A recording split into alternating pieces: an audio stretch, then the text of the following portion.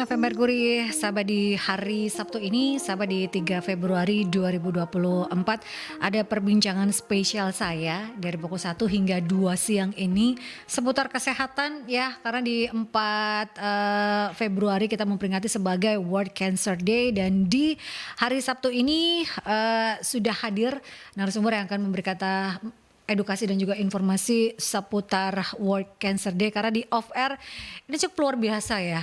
Apa yang ada di lapangan itu wow sekali ya Dok ya. Sudah ada Dr. Melinda Febiani, spesialis obstetrik ginekologi yang sudah hadir di talk show Solusi Sehat siang hari ini sahabat. Dan Anda bisa stay tune baik itu melalui aplikasi On Airs ataupun juga di websitenya Merkuri di www.merkurifm.id.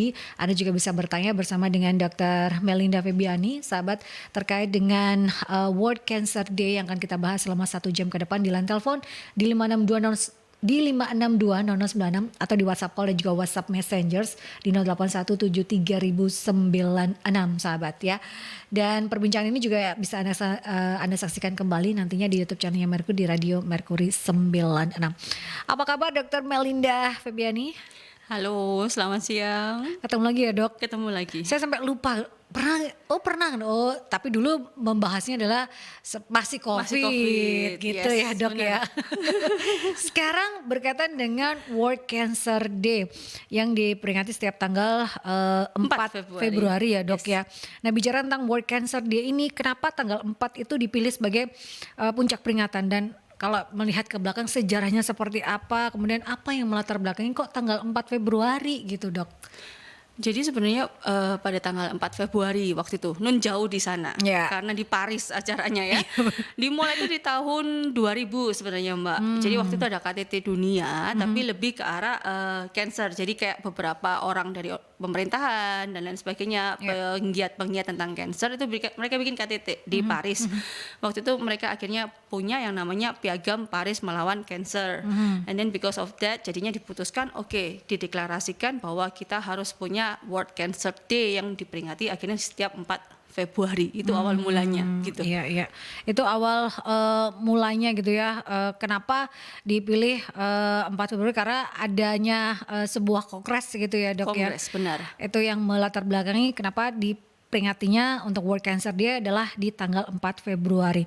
Kan kalau bicara tentang peringatan Hari Kesehatan, kalau ini adalah World Cancer Day, di setiap tahunnya itu kan ada tema khusus yang diangkat. Kalau tahun ini tema besar yang diangkat untuk peringatan World Cancer Day apa Dok? Untuk tahun ini sendiri World Cancer Day punya temanya adalah Close to Care Gap gitu.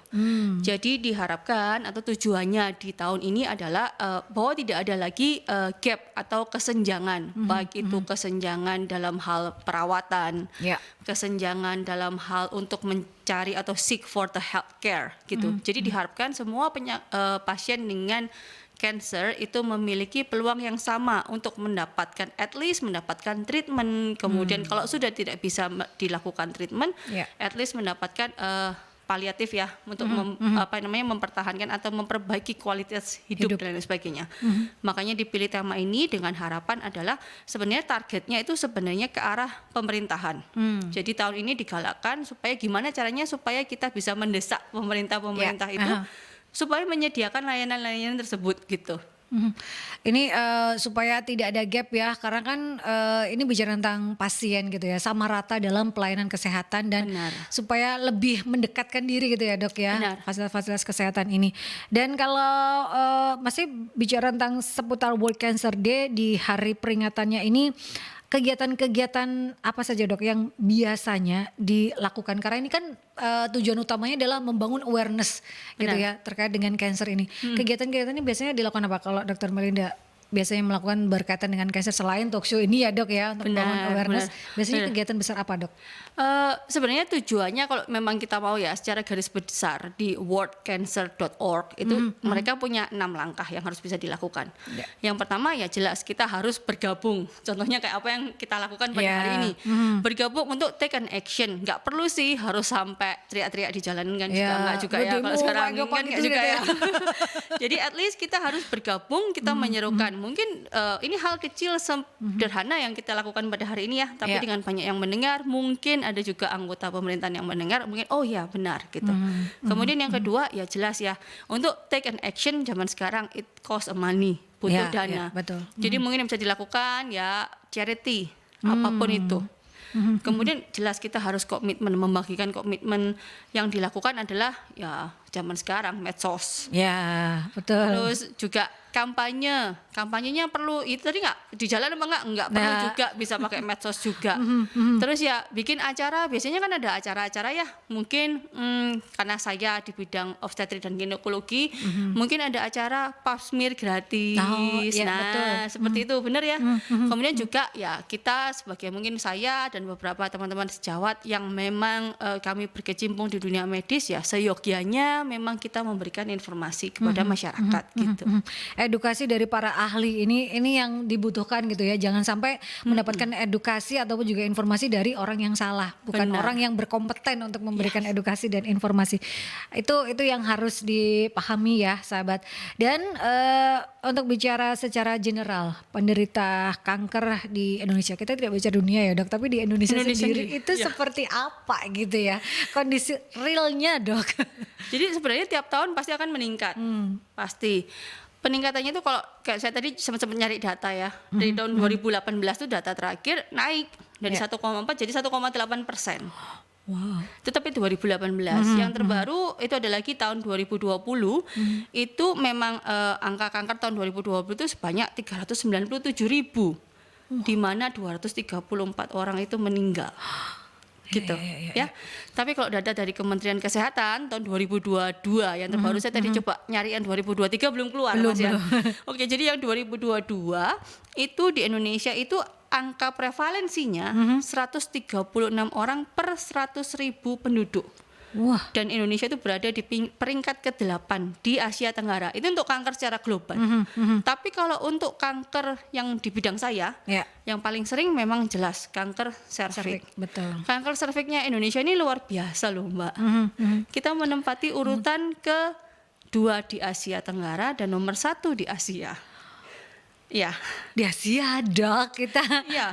Sedangkan untuk memang jumlah kankernya sendiri di Indonesia paling sering pertama jelas kanker payudara. Betul. Yang kedua adalah kanker serviks gitu. Padahal kalau di dunia yang lain kanker serviks itu udah semakin gampang, vaksin juga sudah tersedia. Sekarang kan sudah digalakkan ya. Betul, untuk kelas vaksin 5 6 SD. Kelas 5 SD, tapi kan sebenarnya we are too late gitu. Ya, betul. Kalau di US sudah dari dulu sejak usia 9 tahun sudah divaksin. Kita baru 2 tahun terakhir ini. Betul. Gitu. Dan ini yang kalau bicara ke kanker itu kan selalu meningkat gitu ya Dok ya. Apalagi kalau kita bicara tentang obstetrik dan ginekologi atau sesuai dengan apa yang di spesialis Dr. Melinda gitu ya sahabat, yaitu SPOG. Kalau kanker serviks ini pencegahan yang bisa dilakukan itu apa saja sih Dok? Kalau kita bicara tentang obstetrik dan ginekologi gitu ya, selain pap smear apalagi?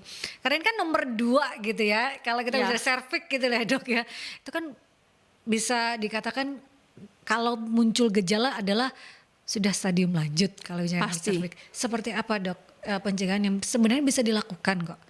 Oke, jadi pertama ya jelas harus ini saya bicaranya mungkin agak ini ya. Jadi memang benar-benar sebenarnya yang harus dilakukan adalah take the boundaries gitu.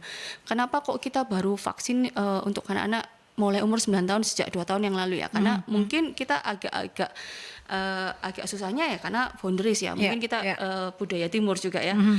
Ngapain sih gitu? Anak 9 tahun kok sudah divaksin kan juga masih belum waktunya berhubungan. Tapi sebenarnya kan sekarang sudah mulai langka itu. Jadi yang pertama yang jelas bisa dilakukan adalah kita membentengi diri. Yang pertama adalah dengan vaksin. Kemudian yang kedua pun juga yang terbaru juga dari BKKBN juga sudah merevisi kan untuk usia wanita boleh menikah ya. Betul. Dulunya itu 16 atau 17 gitu ya, benar ya? Ya, 17 tahun sudah boleh, sekarang 21. 20. Ya. 21 sekarang. Jadi memang semakin muda seorang wanita melakukan hubungan seksual, itu akan semakin besar resikonya untuk terkena human papilloma virus itu adalah penyebabnya. Human papilloma virus itu adalah penyebabnya, begitu. Kemudian yang ketiga ya jelas pap smear rutin. Nah, kita kan kadang malu ya. Betul. Dok, Mas aku tiap tahun naik meja ginekologi digituin gitu. Iya betul, harus ya gitulah ya sahabat gitu, harus duduk di kursi itu gitu loh dok Iya. ya. Itu kan ada orang kita tuh masih ada boleh sungkan lah, masih apalah, masih nggak enakan gitu benar. ya dok ya. Kemudian yang terakhir jelas adalah orang kita itu biasanya baru akan mencari atau mau ke dokter kalau sudah ada gejala. Ya. Sedangkan kanker serviks ini sendiri karena memang letaknya di organ reproduksi intim ya, karena wanita itu organ reproduksinya lebih banyak yang tersembunyi di dalam, beda dengan pria gitu. Ya, ya. Jadi nggak ada gejalanya kalau belum stadium minimal 2 ke atas gitu. Itu ya, kalau untuk kanker serviks itu kalau sudah ada gejala gitu ya, kok kayak pendarahan, waduh itu sudah 2 paling enggak. nah udah redek itu kalau udah denger kayak gitu ya dok ya. Benar. Dan sebenarnya kan bisa dilakukan pencegahan ya, itu salah satunya pap smear. Nggak apa-apa gitu kan, kalau memang nggak nyaman dengan dokter pria, dokter Melinda juga bisa, atau di masa kesehatan cari dokter yang senyamannya sahabat-sahabat Mercury. Boleh. Itu Sekarang salah sudah satu banyak option perempuan kok di Surabaya. ya. Itu akan senyamannya sahabat-sahabat mereka atau yang masyarakat pinginkan gitu ya, karena ini bicara lagi salah satu pencegahan yang bisa dilakukan gitu ya dok ya. Benar. Tapi pencegahan pun tidak bisa dilakukan 100% lagi-lagi. Saya sudah melakukan ini secara rutin, saya sudah ini tapi kok ya kena. Nah itu kan ada beberapa gitu ya Benar, dok ya, benar. karena perlindungan tidak ada yang 100% gitu ya, dok. Kemudian juga yang saya cermatin untuk kanker serviks ini sendiri, walaupun sudah digalakkan untuk vaksinasi, tetapi memang kita selalu berpikirnya bahwa HPV itu penyebabnya ya, human papilloma virus hanya menyerang wanita. Padahal tidak, juga menyerang pria gitu. Ya. Jadi yang vaksin selama ini ya memang cuman ya. wanita, perempuan gitu. Yang pria saya hampir tidak pernah menemui. Padahal itu bisa juga gitu ya dok Iya, ya. benar. Dan resiko penularan paling sering ya jelas sexual transmitted ya. Begitu. Tapi untuk pria kalau bicara tentang kanker yang berhubungan dengan HPV itu apa dok? Apakah ada atau untuk HPV itu memang dia hanya carrier saja untuk para pria atau seperti apa? Jadi maaf ya, kan memang ada beberapa penyakit kalau di pria dia akan menimbulkan keluhan yang lebih sering gitu. Contohnya kalau ya kencing nanah dan lain Ya, sebagainya. ya. Wanita bisa juga kena yang maaf namanya gonore juga bisa, tapi jarang ada simptomnya yang sampai parah kayak pria kelihatan gitu. Sama seperti kanker serviks ini juga HPV mungkin di pria tidak akan terlalu menimbulkan gejala yang wow gitu. Tapi juga bisa nantinya menyebabkan ke kanker maaf prostat, kanker testis dan lain sebagainya. Tapi memang tidak se-common pada wanita. Tapi tetap ya pencegahan itu salah satunya bisa dilakukan dengan vaksinasi. Kalau perempuan bisa melakukan dengan pap smear gitu ya dok. Vaksinasi itu have to do. Ya, Kalau sekarang harus gitu. Harus gitu ya. Mau usia berapapun atau sudah terlambatkah dok untuk usia yang kan lebih bagus sebenarnya early gitu ya. Sebelum. Iya kan? Ya. Itu lebih bagusnya lagi idealnya. Tapi kalau yang baru saat usia 30 tahun atau waduh saya terlambat dong kayak usia 35 40 tahun itu masih bisa vaksin atau seperti apa? Atau vaksinnya harus diulangkah nantinya atau bagaimana dok kalau bicara tentang vaksin ini?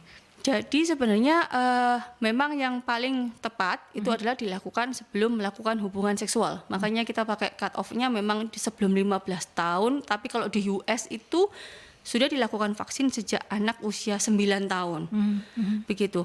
Tetapi gimana ya? Kalau kadang tuh saya kalau dimintain pendapat sama pasien, saya itu mementingkan semua aspek, baik dari cost benefitnya, kemudian dan lain sebagainya. Terkadang ya kalau saya ada pasien datang sudah usia 40 tahun, benar-benar dalam single merit gitu, dan dia memang yakin bahwa maaf suami juga tidak jajan di luar, kemudian dan lain sebagainya, dan pasien tersebut bisa rutin pap smear. Kalau dari segi cost benefit ya walaupun ini saya pasti bilangnya ya sudahlah, kalau memang itu terasa mahal ya bolehlah di skip gitu. Gitu. Tetapi kalau seumpama dulunya sudah pernah vaksin ya. Dulu kan memang sudah ada juga vaksin. Kalau yang sekarang yang terbaru kan memang proteksinya dia lebih banyak broad spectrumnya. Itu memang harus diulang dari awal. Gitu. Karena memang perlindungannya kan APV ini kan banyak gitu ya, ada Hampir variannya 100 gitu. varian. Iya. Jadi varian-varian yang untuk vaksin ini kan lebih berkembang lagi, lebih Ya, bisa. dulunya ada ya satu brand 4, satu brand itu 3. Tapi yang terbaru itu sekarang ada brand yang terbaru itu 9. Wah, Begitu. lebih banyak ya dok ya. Lebih banyak. Itu akan lebih baik diulang kalau memang budgetnya memungkinkan gitu ya Lumayan dok soalnya. ya. Iya betul. 3 sampai 5 kayaknya dok. 3 kali Gitu ya, Dok? suntiknya. Iya, ya 3 kali suntik memang itu dok. Jadi itu harganya juga lumayan sih dok. Lumayan memang. Ini terkait dengan seputar word cancer akan terus berlanjut di perbincangan solusi sehat dan kita ke jeda iklan terlebih dahulu ya, sahabat tetap stay tune di 96 FM Mercury bersama dengan Dr. Melinda Febiani, spesialis obstetri dan ginekologi. 96 FM Mercury, sahabat masih di perbincangan solusi sehat, sahabat bersama dengan Dr. Melinda Febiani, spesialis obstetri dan ginekologi ya. Kita membahas seputar World Cancer Day di edisi 3 Februari 2024 ini, sahabat. Karena kalau bicara tentang World Cancer Day, ini kan kemana-mana secara general gitu ya. Apalagi kalau bicara tentang SPOG, ada kesehatan reproduksi yang juga ini harus teredukasi dengan baik gitu ya. Mulai para teenager ini yang juga ingin digalakan juga oleh Dr. Melinda. Tapi kita kembali ke World Cancer Day. Kalau bicara kanker, itu penyebab utamanya apa sih dok? Kalau kita bicara secara general, apakah ini keturunan genetik? Ini apakah semua kanker seperti itu? Atau ada beberapa kanker yang belum diketahui penyebabnya atau seperti apa dok? Jadi kadang tuh pasien bingung ya, dok kok bisa sih saya kena kanker? Kanker Betul. itu karena apa gitu. Jadi kalau bahasa awamnya saya selalu bilang bahwa kanker sel itu kan ada siklus mati, kemudian ada juga dia diperbarui, tumbuh dan lain sebagainya. Yeah. Nah, ada beberapa sel itu yang akhirnya dia nggak mau nih sesuai dengan timingnya gitu. yeah. Jadi dia bergeraknya lebih cepat gitu. Jadi otomatis dia akan tumbuh lebih cepat. Jadi sebenarnya terjadi karena adanya mutasi atau perubahan dari DNA. Gitu. Kemudian makanya karena dia di DNA, memang kita ketahui ya beberapa cancer itu memang genetically. Beberapa. Iya, Mungkin kalau beberapa tahun yang lalu mungkin kalau Mbak Yanti ingat ya, itu kayak Angelina Jolie tiba-tiba memutuskan untuk mastektomi. Iya betul. Ya, meng-cut off payudaranya karena memang dia ada turunan dari orang tuanya dan bibinya. Ibunya dan bibinya. Ya, itu memang secara genetik gitu. Kemudian tapi juga ada sih yang memang acquired atau didapat. Jadi misalnya orang tua kita tidak ada, memang juga ada beberapa cancer yang terjadi bukan karena genetik, tetapi karena ya paparan sel karsinogen kita bilangnya, atau penyebab cancer. Contohnya paling gampang adalah penyebab physically itu karena radiasi atau paparan sinar UV yang terlalu tinggi ya. Makanya kan pada beberapa negara-negara Western country itu sekarang lagi musim beberapa kena melanoma atau kanker kulit karena paparan atau adanya lapisan ozon yang bolong. Makanya paparan sinar UV-nya tinggi. Kemudian bisa juga karena kena bahan kimia. Dulu kan sempat ya atap itu terbuat dari asbes. Ya betul. Akhirnya kan digalakkan karena menyebabkan kanker paru-paru ternyata ya begitu. Kemudian juga yang dari makanan, contohnya dengan kandungan tinggi merkuri, contohnya Surabaya nih gitu kan, tinggi merkuri. Kemudian yang terakhir ya juga faktor biologi. Biologi itu contohnya adalah virus. Gitu. Ya itu penyebab gitu ya dok, beberapa diantaranya gitu. Benar. Dari kanker. Itu yang memang kalau untuk kita di Indonesia terbanyaknya itu penyebab kanker karena apa sih dok? Kalau di Indonesia sih nggak bisa diambil secara generalize ya. Karena memang di sini sih ya Jakarta aja kemarin lagi bingung tuh beberapa bulan yang lalu polusi udaranya tinggi. Kemudian juga sorry to say, tapi masih banyak juga skincare yang bisa didapatkan dengan mudah padahal mengandung hydroquinone atau merkuri. Gitu. Kemudian juga kita jangan salah, kita kan tembakonya paling tinggi nih produsennya. Nah betul, kanker paru-paru gitu ya. Iya benar. Tidak hanya itu, bisa juga ke yang lainnya selain paru-paru gitu ya, akibat hal itu gitu ya. Benar. Sahabat. Dan merkuri yang paling baik hanya merkuri FM gitu ya. Benar itu. Itu yang harus diingat gitu ya. Merkuri untuk skincare itu memang nggak boleh. Jadi kalau mau yang benar ya dengerin merkurinya aja gitu ya. Dok, kalau faktor resiko yang membuat semakin lebih lagi terkait dengan penyebab kanker ini seperti apa? Apakah usia atau yang lainnya, Dok? Sebenarnya sih kalau saya perhatikan di sini adalah pertama jelas lifestyle ya, merokok Ya, betul. dan sebagainya. Kan baru terakhir-terakhir ini aja kan ada ruangan khusus untuk perokok gitu. Kalau zaman dulu kan ya mau di dalam kendaraan umum pun aja bebas mau rokok apa enggak peduli mau ada anak kecil apa enggak Ya, ngerokok gitu. Ada ibu hamil atau apa, wes Benar, itu. benar. Kemudian jelas di Indonesia sekarang juga obesitas semakin meningkat. Iya betul. Ya, karena kita kemana-mana kebiasaan orang Jawa sih bilangnya mawer numpak motor gitu. Mager dong. Ya, kemudian yang berikutnya ya jelas paparan ya, paparan radiasi. Contohnya ya tadi sinar UV atau yang kalau di kita mungkin UV ya karena orang kita takut kena matahari, yang paling sering sebenarnya polusi udara dan polusi air kalau saya lihat. Oh iya. Polusi air itu tidak pernah tersentuh itu ya, Dok ya. Padahal ada chemical di dalamnya Benar, gitu ya. benar. Cuman kalau UV kan kita kan takut matahari Ya, gitu itu kan. terlihat ya, Dok. Panas banget gitu ya, bisa sunburn gitu kan, bisa Benar, terlihat. benar. Tapi kalau yang dari cairan ini kan Iya, itu sudah ya bagaimana ya. ya gitu ya. Tapi tahu lah ya sahabat kalau ada kayak gitu ya. Dan ini faktor resiko dan juga penyebab sudah sebenarnya diketahui. Apakah screening dan juga diagnosis kanker ini bisa dilakukan dan apa saja sih, Dok, yang harus dilakukan terkait dengan screening terlebih lagi kalau misal ada orang tua ataupun juga tante, bude sudah memiliki ada riwayat, itu kan screening bisa dilakukan ya, Dok. Screening apa saja untuk saat ini yang sebenarnya sudah bisa dilakukan untuk pencegahan kanker? Jelas yang pertama tadi yang sudah disebutkan itu adalah kita harus tahu tentang family history. Itu jelas harus tahu ya. Ada riwayat apakah saya gitu. Contohnya ya paling gampang yang orang tahu ya tadi Angelina Jolie karena dia sudah tahu bahwa ibunya dan bibinya meninggal karena kanker payudara dan kanker ovarium atau indung telur, makanya dia melakukan tes genetik. Memang bisa, itu ada memang selnya yang memang terlihat. Kemudian yang kedua ya jelas kita harus aware gejalanya kanker itu apa sih gitu. Jangan sampai menimbulkan gejala yang sudah kronis baru kita mencari pertolongan atau mulai melakukan pemeriksaan. Karena yang memang kita ketahui bahwa kanker itu sebenarnya tidak ujuk-ujuk stadium 4 gitu, jelas tidak. Prosesnya itu memerlukan waktu. Begitu, tapi karena kita tidak aware, kita masa bodoh, tidak mau melakukan pemeriksaan, kan maaf ya kalau ini walaupun agak sedikit di luar bidang saya, contohnya kayak kanker payudara pun tuh sebenarnya kan wanita-wanita sudah diajarkan saat mandi, sadari gitu ya, sadari kayak gitu-gitu. Cuman kan berapa persen sih yang melakukan? Bahwa ya saya sendiri pun juga kadang tidak begitu ya.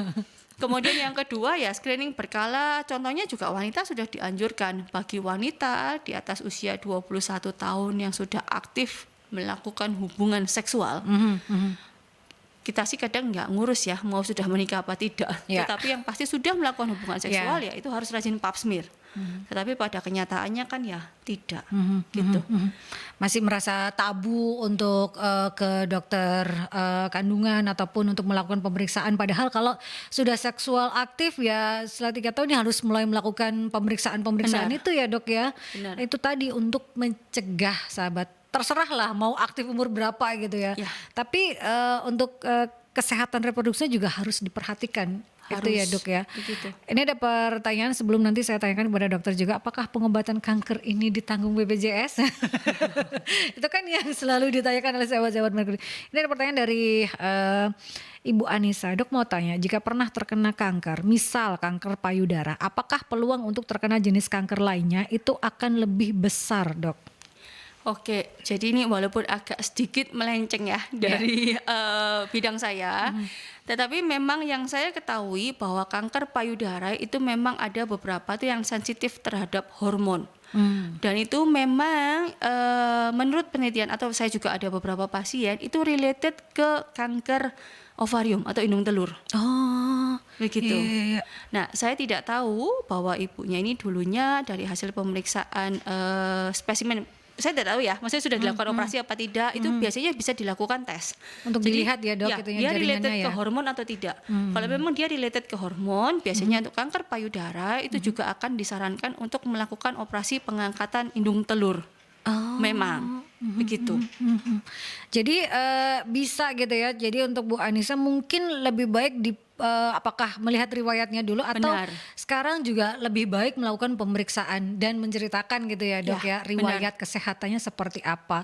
Karena ini tadi lebih baik mencegah gitu ya dok ya daripada mengobati yang puyeng gitu. Jelas harus diobatin ya, karena sudah ada riwayat nih Iya, ya. dari- Karena dia memang survivor cancer gitu. Jadi memang harus melakukan pemeriksaan rutin. Benar. Kalau untuk yang survivor cancer ini biasanya kan ada rutin ya dok untuk pemeriksaan itu. Ya, setahu saya iya. Cuman saya kurang tahu untuk di bidang lain. Tetapi kalau untuk di bidang kami seperti cervical cancer atau kanker untuk indung telur, itu memang ada. Kita melakukan evaluasi setiap bulan setelah dilakukan tindakan. Kan tindakannya banyak ya, tidak hanya operasi. Ya. Lanjut biasanya kemoterapi, radioterapi, brachyterapi sampai seperti itunya. Itu memang ada follow up-nya gitu. Entah itu bisa menggunakan CT scan, MRI, terus pemeriksaan darah di mana kita lihat untuk tumor marker atau penanda tumor, itu juga bisa.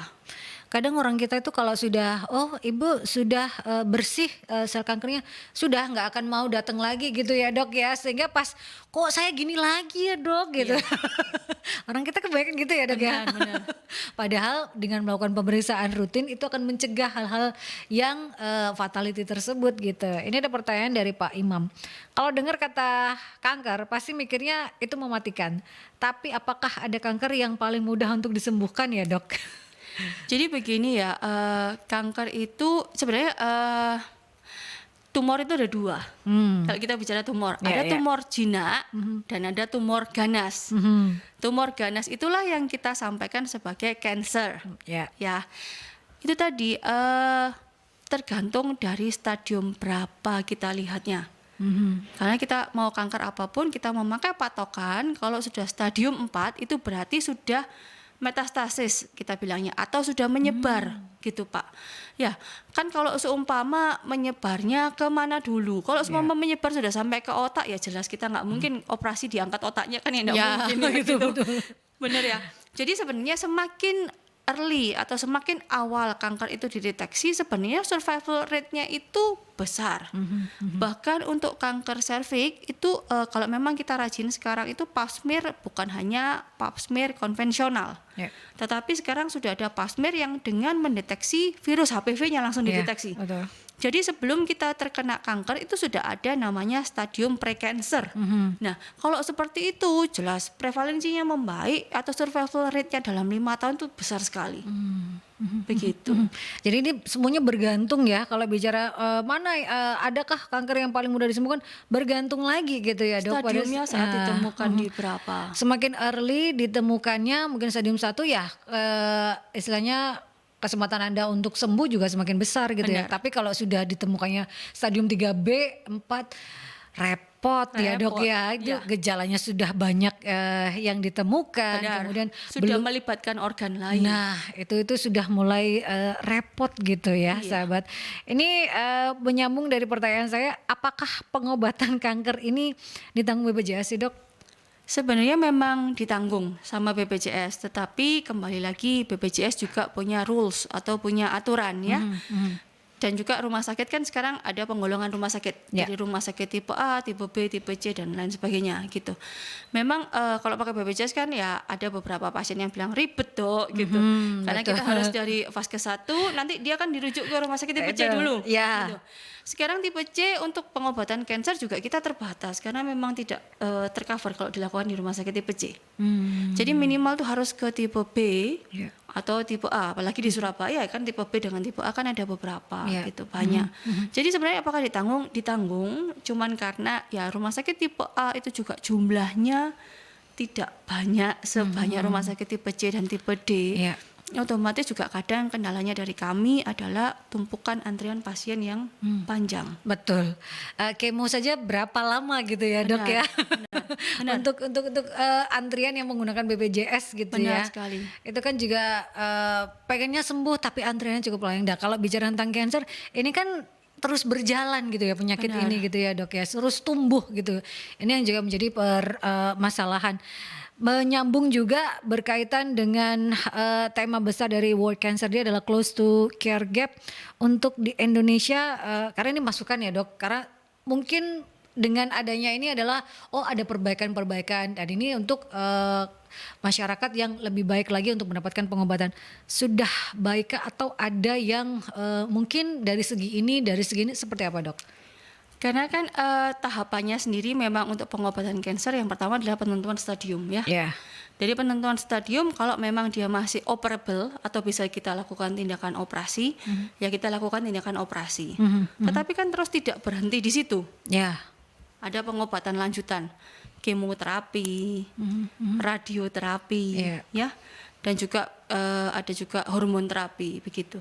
Mungkin kalau untuk tindakan operasi ya saya sendiri pun di rumah sakit tipe C, walaupun saya di rumah sakit tipe C pun saya juga kadang untuk cut off line-nya juga saya lakukan tindakan operasi walaupun mungkin dari BPJS klaimnya keluarnya tidak besar. Ya. Cuman untuk membantu pasien. Tetapi begitu sudah berhubungan bahwa dia harus lanjut dengan kemoterapi dan lain sebagainya, jelas saya harus merefer begitu. Dan obat-obatan kemo itu pun harganya tidak murah. Betul dok. Mahal. Dan kemoterapi itu nggak cuma sekali selesai loh ya. Minimal itu 6 seri. Ya. Minimal. Nanti kalau sudah nggak mempan lanjut lagi seri yang berikutnya. Kemudian kalau sudah nggak bisa kemoterapi dilanjutkan dengan radioterapi yang nggak cuma sekali. Ya. Dan alat radioterapi pun juga tidak setiap center itu punya. Ya, betul. Begitu ya. Setahu saya ya Surabaya jelas di Sutomo. Betul. Kemudian di yang dekat-dekat di Bali itu juga ada, tapi juga keseringannya ya karena sudah terlalu banyak ya pasiennya. Jadi memang overload. Begitu. Dan kalau bicara tentang cancer ini, apakah akhirnya banyak dana yang terhisap dari BPJS untuk cancer ini atau seperti apa? Saking banyaknya antrian atau seperti apa dok? Karena ya itu tadi, kita ini kan maksudnya dari segi demografi memang semuanya lebih terfokus di antara Jawa Bali ya. Begitu. Jadi mungkin ya setahu saya karena saya dulu juga sudah pernah melakukan tugas pemerintah saya sebut di Sulawesi Tengah, itu juga setahu saya di sana onkologinya cuma ada satu gitu. Ya. Berarti memang istilahnya tidak sesuai ya kebutuhan dengan permintaan yang ada gitu ya dok supply ya? and demand-nya tidak memenuhi. Kemudian juga sekarang juga terapi-terapi kanker itu kalau saya lihat di luar negeri juga sudah banyak. Sekarang lebih terfokus ke target cell gitu. Itu perkembangan teknologi untuk tata laksananya gitu Tata yang terbaru laksana ya, dok ya? cancer, tapi ya tetap tidak bisa berdiri sendiri memang harus dibarengi dengan operasi atau dengan kemoterapi tidak mempan baru kita kombinasi. Tapi saya kurang tahu untuk di sini bagaimana itu juga masih belum tahu sih. Gitu. Perkembangannya dari pengobatan dan juga tata laksananya gitu ya dok, Iya. seperti apa gitu. Tapi yang jelas kalau bicara tentang cancer memang ini personal ya dok untuk pengobatannya. Jadi setiap pasien itu akan berbeda untuk setiap pasien. Benar. Kadang kan orang gini, saya minum ini bisa ini sembuh, bisa istilahnya selnya atau sel kankernya bisa istilahnya mati dalam Iya, tanda gitu. kutip Iya, sebenarnya. dalam tanda kutip gitu loh. Ini mungkin coba ini udah minum aja gini. Itu kan tidak bisa seperti itu ya dok ya. Iya, apalagi maaf. Memang kan ada yang pengobatan memang yang di luar negeri yang memang bagi mereka legal itu kan juga menggunakan daun ganja. Ya, betul. Ya, pernah dengar juga ya. Betul. Cuman kan di sini itu tidak boleh Ya, gitu. kontradiktif gitu ya dok ya. Benar. Jadi ya begitulah gitu. Jadi ya kontradiktif dengan aturan yang ada tapi disesuaikan gitu ya. Iya. Ini ada pertanyaan lagi dari Mbak Vina. Kenapa kebanyakan pasien kanker yang tidak bisa bertahan kalau harus di kemo fase keempat dari 6 fase yang harus dijalankan? Apa yang harusnya pasien lakukan supaya bisa melewati 6 fase kemo dok? Oke, jadi benar ya kalau fase kemonya 6 kali. Ya, benar ya betul. tadi sudah saya sebutkan Kebanyakan memang begitu. gitu ya dok ya. Oke, jadi tadi yang saya sudah sempat spill sedikit gitu. Di luar negeri sekarang sudah ada target terapi. Jadi dia memang hanya fokus ke gen spesifik atau protein spesifik pembawa dari kanker tersebut gitu. Beda dengan kemoterapi ya. Ibu ya, Iya. Ibu ya. Beda dengan kemoterapi. Kemoterapi itu dia masukin obat agen kemo yang untuk membunuh sel, ya dia hajar semua sel. Ya ya Gitu. ya. Jadi biasanya ya makanya kalau kita lihat pada pasien-pasien ya jelas pertama dia akan menghajar sel-sel yang secara normalnya memang dia beregenerasi secara cepat. Contohnya adalah yang mengandung keratin, entah itu di rambut, makanya kan kadang kita lihat botak, Iya, kuku dan lain sebagainya, mual dan muntah. Nah, begitu. Sebenarnya yang bisa dilakukan adalah ya penggunaan obat-obatan untuk menghindari side effect dari itu. Begitu kan. Begitu. Cuman sekali lagi ya we have boundaries juga. Ya. Karena ya saya juga tidak menyalahkan BPJS, tidak sama sekali tidak. Tetapi kan mau kita ambil secara generalized juga setiap as insurance apapun itu, mau insurance umum, mau BPJS, mau apalah itu, dia pasti punya rules, term and condition. Nah, itulah begitu. Karena memang itu tadi ya sahabat, ini bisa dikatakan kelemahan dari kemo gitu ya dok, karena dia semua sel gitu ya. Tapi kalau ada yang pengobatan terbaru itu hanya terfokus dengan sel yang memang pembawa cancer itu, jadi plus minusnya seperti itu. Jadi kenapa kadang orang, saya kalau sudah kemo ini lemes ini ya nggak karu-karuan, puyeng lah, apalah, muntah gitu ya dok ya. Side effectnya inilah yang kadang perlu Bikin untuk pasien tidak tahan. Nah, itu harus memang dipersiapkan ya dok ya. Benar. Secara fisik mental yang sudah fight, makanya sangat luar biasa bagi para Cancer survivor. survival, yes. Ini ya dok, luar biasa perjuangan mereka untuk Benar. melawan kanker ini ya. Kalau kita mah kantong kering gitu ya. Tapi untuk awal bulan aman dok. Ini berkaitan dengan kanker, bagaimana dengan harapan hidup untuk saat ini bagi para penderita kanker dok? Apakah dengan perkembangan teknologi pengobatan dan tata laksana semakin besar harapan hidup mereka atau seperti apa dok?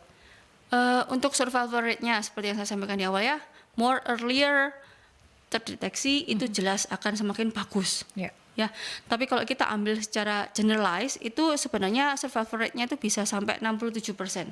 Setelah didiagnosis, tapi dalam 5 tahun ya kita nggak mungkin survival rate selamanya Ya, dok 100 betul, tahun ya enggak betul. juga gitu kan. 5 tahun survival rate itu sekitar 67% begitu. Sedangkan untuk kanker serviks sendiri Ya. di bidang saya itu survival rate-nya itu bisa sampai 91% loh. Untuk 5 tahun kalau memang ketemunya dalam stadium awal. Ya. Berarti kan hampir 91% itu kan hampir 100% ya lanjut hidupnya begitu. Jadi luar biasa ya mas, 91% kalau early gitu ya dok ya. Benar. Diketahuinya itu yang harus jadi catatan. Jadi pendeteksi dini itu harus dilakukan dengan melakukan pemeriksaan sahabat ya. Kalau memang sudah ada genetik ya, apa nih harus dikonsulkan kepada kan layanan kesehatan sekarang sudah dekat gitu ya dok ya. Benar, Tinggal masyarakat ini mau enggak untuk datang melakukan pemeriksaan gitu ya sahabat. Ini pertanyaan dari Bu Nisa sebelum kita ke jeda iklan dok. Bagaimana cara mendeteksi kanker ovarium?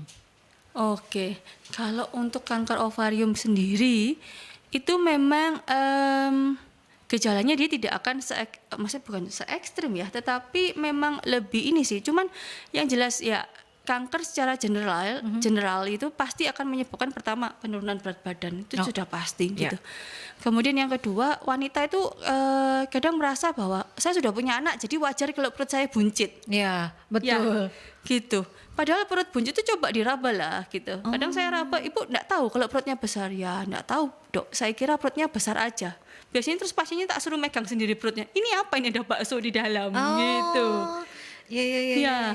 Jadi kita memang harus aware sama badan kita sendiri gitu ya. Sama kayak yang diajarin untuk meriksa kanker payudara itu sama gitu. Sadari gitu ya dok ya. Kok ada benjolan? Nah di perut pun kan, kok ada benjolan, bukan bakso yang sudah ada makan gitu ya dok ya. Bukan. Itu bakso yang lain gitu. Bakso yang lain gitu ya.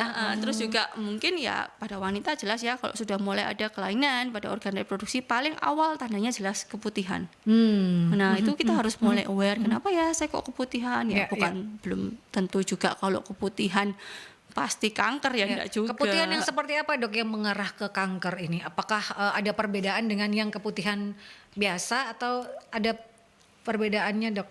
Kalau wanita keputihan itu normal terjadi. terutama di saat sebelum dan setelah menstruasi, Ya, benar ya? betul. Dan satu lagi pada beberapa wanita di saat ovulasi atau masa subur. Ya. Itu memang lendirnya dia akan lebih kental, kemudian warnanya Dok. mungkin bening, tapi mungkin juga kadang beberapa masih agak keruh, itu masih normal. Tetapi kalau terutama pada kanker serviks gitu ya, itu khas banget. Bau keputihannya itu kecut-kecut asam manis piye gitu. Oh, ada Aromanya gitu? iya. Iya, Khas iya. sekali gitu. Kalau pada kanker ovarium tadi pertanyaannya sel telur itu juga paling sering juga seperti itu, keputihan, penurunan berat badan, badannya kurus tapi perutnya kok tetap buncit. Iya. Nah, itu sudah mulai harus aware juga ya. Kemudian karena pada ovarium karena itu terkait dengan kalau apabila masih menstruasi karena itu terkait hormon itu Iya. pasti ada gangguan dalam siklus haidnya mungkin gitu. Jadi itu yang harus dipahami, dan kalau ada masih bingung dan saya keputihannya kok sudah 2 minggu, sudah 3 minggu, nah itu harus Bulanan melakukan, biasanya udah keputihan itu, gitu. itu harus mulai melakukan pemeriksaan. Benar. Gitu ya. Kok saya sudah hampir berapa lama ini keputihan terus. Nah, itu sudah mulai harus melakukan pemeriksaan, sahabat ya, untuk gejala apapun. Syukur-syukur kalau Anda tidak merasakan gejala tapi rutin melakukan pemeriksaan gitu ya, Dok. Kita benar. kan lebih baik ya, Dok, Ya, untuk benar. mencegah gitu, sahabat. Kita ke jeda iklan terlebih dahulu ya, sebelum kita ke sesi yang ketiga di Perjalanan Solusi Sehat bersama dengan Dr. Melinda Febiani, SPOG atau Spesialis Obstetrik dan Ginekologi, sahabat. 96 FM Merkuri, sahabat, kita sudah berada di sesi yang terakhir.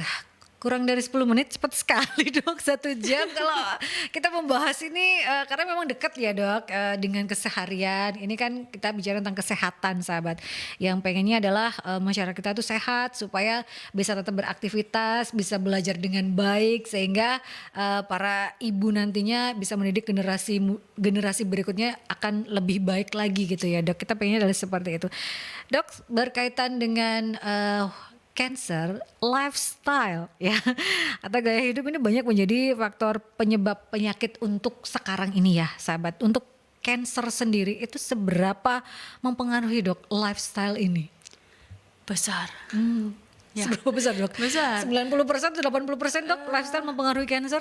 Besar sekali karena untuk di bidang saya sendiri ya. Sekarang kan ya, mohon maaf sekali, free sex itu udah biasa. Iya, Ya. betul. Sedangkan untuk penggalakan kanker serviks pun juga masih dimulai dari 2 tahun terakhir ini gitu.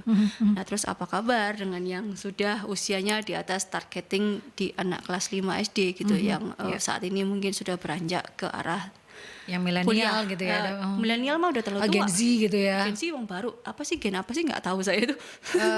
Ya, gen setelah Gen Z, Gen gen Z sebelum kayaknya. Gen Z, Dok, Gen Z kayaknya. Gen Z. Yang sekarang generasi alpha ya. Ya, sekarang berarti Gen Z ini kan yang kuliah, Gen Z, yang 2000-an kuliah. kan? Ya, Gen Z ini. Itu kan juga masih belum dapat cakupan untuk kanker vaksin kanker serviks gitu. Betul. Sedangkan tidak menutup mata karena saya juga sekarang lagi aktif masuk ke sekolah-sekolah gitu untuk mengajarkan masalah puberti dan lain sebagainya sampai anak-anak SMA. Itu memang kalau kita lihat research-nya di Indonesia juga angka hamil di luar nikah itu juga cukup tinggi seperti itu. Jadi ya kita bisa tarik garis mundur bahwa free sex juga udah bukan hal yang tabu dalam tanda kutip begitu ya. Jadi ya itu kan kembali lagi lifestyle. Ya. Kemudian yang kedua merokok. Merokok itu tidak hanya merugikan yang merokok, tetapi yang di sebelahnya juga. Benar ya. Terus yang terbaru kan ya maaf, pokoknya saya mau ini rokok, vape dan lain sebagainya, ternyata kan juga menyebabkan masalah pada paru-paru. Ya, betul. Ada juga yang terbaru WHO ternyata juga tidak merekomendasikan. Nah, itu ya Dok ya. Begitu karena merusak paru-paru juga gitu. Kemudian ya penggunaan dari bahan-bahan karena kan ya sekarang semua serba mahal. Akhirnya nyari bahan shortcut yang lebih murah, penggunaan obat yang kadang kita tidak tahu komposisinya itu apa. Betul. Tetapi setelah ya tidak akan sih misalnya kita mengkonsumsi atau menggunakan produk tersebut sekali 2 kali terus jadi cancer kan ya enggak juga. Tetapi pasti ya kita sadari sudah menumpuk selama beberapa tahun baru terus keluar begitu. Ya, betul. Ini yang memang harus disadari ya bahwa lifestyle ini juga harus dirubah menjadi pola hidup bersih dan sehat itu ya dok ya. Benar. Salah satunya istirahat cukup, kemudian konsumsi makanan itu juga jangan harus yang Back benar. to nature sebenarnya Nah, gitu. itu ya. Karena kita sudah gaya hidupnya kita yang mobilitasnya tinggi, kadang buat masak itu sudah nggak ada waktu. Iya. Semuanya Jadinya, instan. Ya, comot aja yang ada gitu. Padahal seharusnya yang disarankan adalah ya kita harus memakan bahan makanan yang memang sesuai dengan bentuknya. Contohnya begitu ya, kayak daging ya kita olah dari daging yang raw meat ya kita olah sendiri gitu, bukan beli yang instan Ya, begitu ya, kan. betul. Bukan yang olahan-olahan gitu ya dok ya. Tapi yang benar bentuknya itu kan memang raw meat gitu ya. Jadi kalau bikin goreng ayam lah yang benar-benar sesuai gitu, yang sehat gitu ya dok ya. Ya kan kayak tadi yang Langsung sebut dikonsumsi goreng gitu. ayam, kayak kita Ya. penggunaan minyak goreng kan tidak boleh dipanaskan lebih dari 3 kali, benar nggak? Betul. Trans fatnya akan berubah gitu. Tapi kan kadang eman-eman ya. Iya. Orang, tapi lagi-lagi ya disesuaikan, jangan terlalu banyak penggunaan minyak gitu ya dok ya. Disesuaikan aja, di stir fry bisa gitu ya dok ya. Yang penting disesuaikan dengan kebutuhan. Kalaupun sesekali boleh, tapi yang banyak itu adalah gaya hidup yang natural gitu ya dok ya. Itu yang harus diingat itu. Dok, karena waktu sudah tidak banyak, kok cepat sekali ya dok. Saya pengen menanyakan terkait, ada 2 pertanyaan terakhir ya sahabat. Pertama adalah terkait dengan pita. Kenapa kanker itu identik dengan pita ya dok ya? Untuk kanker payudara pink. Kemudian tadi kita membahas gitu ya, saya pikir kanker untuk anak-anak itu adalah kuning, ternyata bukan. Gold ya dok untuk anak-anak. Ternyata yang kuning itu untuk prostat malah gitu ya. Itu kan banyak sekali, pita itu baru 3 tuh dok. Untuk cancer malah Banyak. bening gitu ya, banyak sekali tuh. Ada yang merah, ada Benar. biru, Hitam. Yang paling sering kita tahu adalah hitam dan pink. Nah, Ya, betul, yang paling sering betul. Ya, jadi pita sendiri itu adalah untuk menunjukkan bahwa kita care, peduli, solidarity dan lain sebagainya begitu. Tetapi memang warna-warna tersebut ada meaning, atau kalau hitam itu menyimbolkan untuk melanoma atau kanker kulit. Oh iya. Mungkin karena filosofinya adalah gosong. Oh iya, hitam. gitu. Betul. Jadi hitam. Kalau perempuan sebenarnya ya payudara itu pink ya, karena menyimbolkan mungkin perempuan begitu ya. Padahal yang punya payudara bukan hanya perempuan ya dok ya. Benar gitu. Terus kemudian kalau ada lagi pita emas itu tadi, Ya, itu untuk anak-anak anak-anak. Kalau kalau kuning ya mungkin maaf warnanya sama seperti arseni Oh, ya. iya, Makanya benar. ke arah prostat. Tapi sebenarnya banyak, saya nggak hafal, ada merah anggur lah tadi saya betul. baca, ada biru dan lain sebagainya. Ada begitu. hijau juga banyak gitu ya. Itu adalah menandakan kepedulian gitu ya, care kita terhadap para penderita kanker gitu ya. Benar. Baik untuk pasiennya ataupun juga untuk keluarganya Iya. gitu ya. Dan itu bentuk support kita sahabat. Itu terkait dengan pita yang kok banyak sekali ya di kanker ini, pitanya macam-macam gitu ya. Itu ternyata penjelasannya ya. Dok, yang terakhir adalah harapan. Sebagai tim kesehatan di peringatan Hari Kanker Sedunia, kemudian ditutup dengan pesan sehat untuk sahabat-sahabat Mercury dok. Seperti apa dok? Jadi harapan saya adalah karena terapi untuk kanker itu sendiri itu akan membutuhkan banyak tenaga, baik terutama saya tidak melihat dari segi dokter ya, karena itu sudah tugas kita, tetapi dari segi pasien, bahwa pertama jelas dari segi mental, psikologi orang begitu didiagnosa cancer, itu tidak hanya pasien itu sendiri, tetapi juga keluarga dan terutama orang terdekat itu juga akan kena impactnya dari situ. Jadi ya memang seyogyanya bahwa perawatan kanker itu tidak hanya untuk dari hal untuk mengkurasi atau untuk menyembuhkan kansernya, tetapi juga ada perawatan tambahan dari segi psikologi. Itu mungkin yang kadang masih tidak terlalu common di sini. Ya, betul.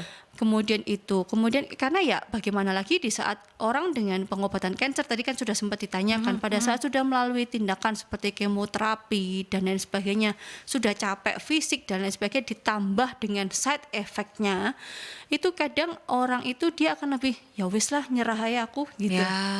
Ya, gampang akhirnya gampang motong gitu ya dok ya. Nah, kalau tidak disertai dengan adanya bantuan dari yang lainnya seperti support group, kita masih jarang saya lihat ada Ya, support betul, group. betul. Kemudian atau pada saat pasien sudah didiagnosa cancer, kita juga kerjasama dengan bagian lain, psikolog atau psikiater untuk dari segi psikisnya. Karena kalau kita happy dan lain sebagainya kan ya memang kalau pada saat kita happy kan juga ada hormon yang keluar, Ya, itu kan betul. lebih semangat, kemudian seperti itu.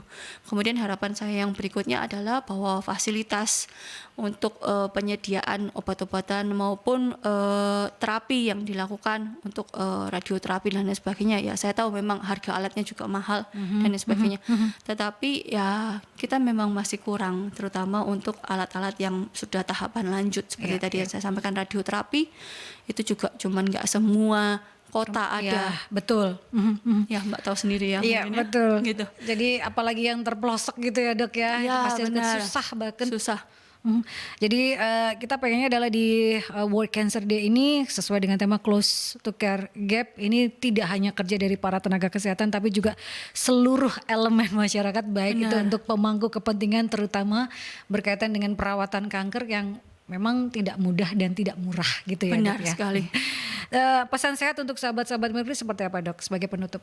Untuk pesan-pesan sehatnya adalah please kembali ke gaya hidup sehat.